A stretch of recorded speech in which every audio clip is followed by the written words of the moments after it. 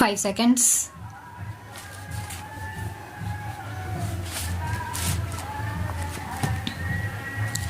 The ministry has taken care to foster regional languages.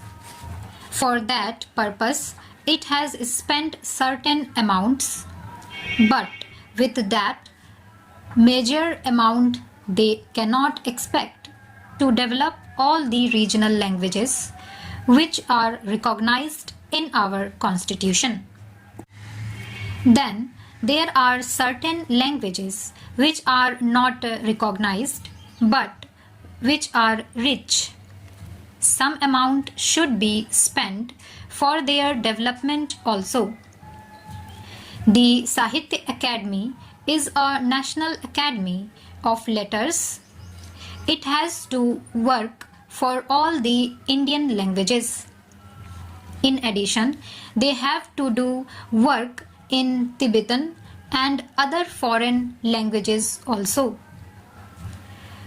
But the total allocation for that institution is round about rupees 20 lakhs only, and out of that 80% or something like that is spent on establishment. Then what remains for the development of the languages or to take up projects for the development of the regional languages? Therefore, I would urge upon the minister to take a special note of it if he is really desirous that the regional languages should be developed, and give assistance and encouragement to the voluntary organizations and more particularly to the Sahitya Academy. I find from the report of the ministry that the National Book Committee was constituted in 1976 and again in 1980, but since 1980 it has not been constituted and has not been functioning. Then how can we expect that this ministry will deliver the goods so far as national books are concerned? That also should be taken into consideration and prompt action should be taken. There is a certain formula laid down in the report for the export and import of books. There only the amount has been mentioned. Nothing has been mentioned about the quality or the nature of the book which can be imported or exported. There is no institution or committee to supervise it. It is left to the Commerce Ministry, and the Commerce Ministry does it in a commercial way. But everybody knows that books imported in a commercial way cannot serve the cause of education and enrich knowledge. There are manuscripts lying all over the country. There is a saying in respect of Greek that what has been published in a language is only 1/10 of what exists. So far as Sanskrit and other regional languages are concerned, what has been published is only 1/20 of the manuscripts lying all over the country. So far as education is concerned, we are entering a new phase. Our Prime Minister has declared the new education program which has been accepted by the nation and is being implemented in various spheres. I would request the minister here to devise ways and means for the involvement of the teachers and students in the speedy implementation of this program. Let me say that On education depends not only our future but even our survival.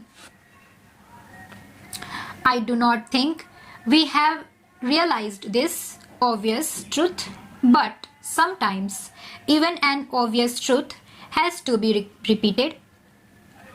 If that is so, I would like to ask my dear and esteemed friend, the Education Minister, and his able colleague, whether they and we together have really succeeded in giving priority to education, educational programs, and allot them adequate funds. Of course, for education, the funds will always be inadequate. But in our country, I find over a period of many years since independence, the funds allotted to education are very major. One argument advanced is, why do you want to spend more on education and create educated unemployed? I feel this is a contradiction in terms. If a person is educated, how can he be unemployed? It means we are not educating him properly. A truly educated man will always be employed. If nothing else, he will be self-employed. But unfortunately, our education is such that even self-employment has become almost an impossibility.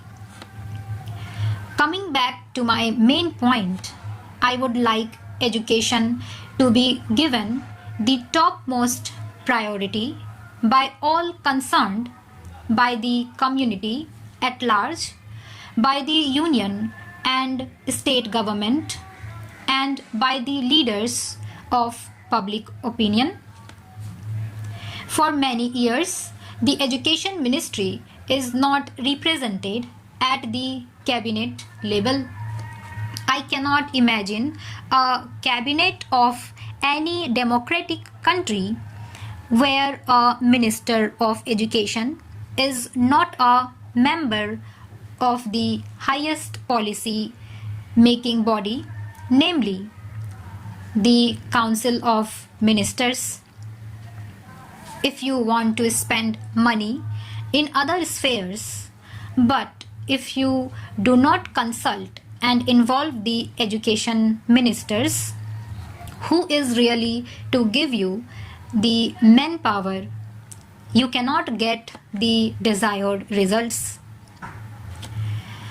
You may have all economic programs, you may have all other developmental projects, but if you do not have the educated men to manage the various projects, you are not going to have real progress or development in the country.